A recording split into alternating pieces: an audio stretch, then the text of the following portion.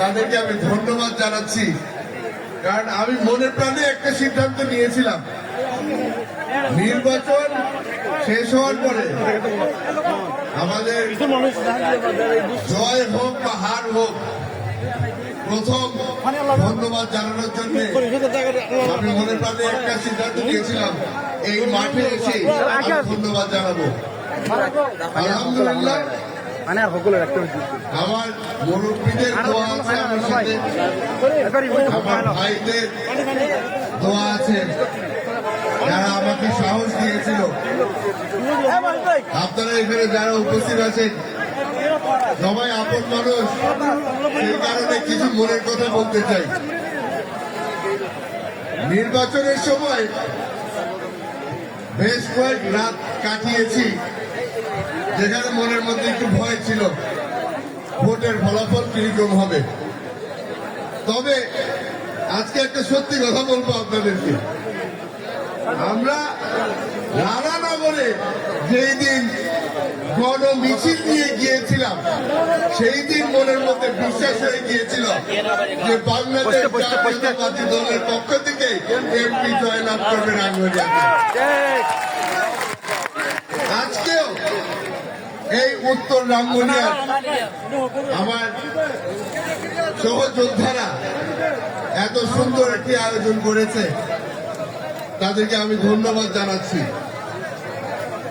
অনেকগুলি সময় আমার এখানে আমার চিন্তা ছিল যে আব্বার রাজনীতি করেছে, আব্বার নির্বাচনের সময় যারা দায়িত্ব পালন করেছিল তাদেরকে আমি খুঁজে পাবো কিনা।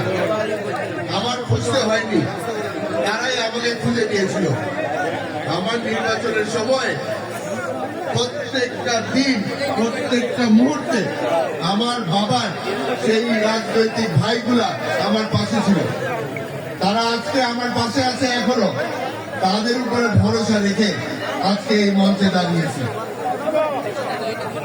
প্রায় 60-70 হাজার ভোটের ব্যবধানে নির্বাচিত হয়েছি, কিন্তু এটার কারণ আপনারা, আপনাদের কারণে এই বিশাল ব্যবধানে বাংলাদেশ জাতীয়তাবাদী দল বিজয় হয়েছে। আপনারা যদি এই পরিশ্রম না করতেন, আপনারা যদি আমার দলের উপরে ভরসা না রাখতেন, তাহলে আজকে হয়তো অন্য কোনো শহর থেকে আপনাদের সাথে টেলিকনফারেন্সের মাধ্যমে যোগাযোগ করতাম। আপনারা বিশ্বাস রেখেছেন, দোয়া করেছেন, আর আমার সহযোগিতা করেছেন। এই ছোট ছোট শিশুরা আমার গাড়ির পিছনে পিছনে দৌড়াতো, আমি খালি মনে মনে বলতাম এরা যদি ভোট দিতে পারত তাহলে আমার কোনো টেনশন ছিল না। কিন্তু এদের দোয়ার কারণে আজকে আমরা রাঙ্গুনিয়াতে বিএনপির এমপি পেয়েছি। আমি এদেরকেও ধন্যবাদ জানাতে চাই। এখন ধন্যবাদ অনেক হলো, কিছু কড়া কথা বলতে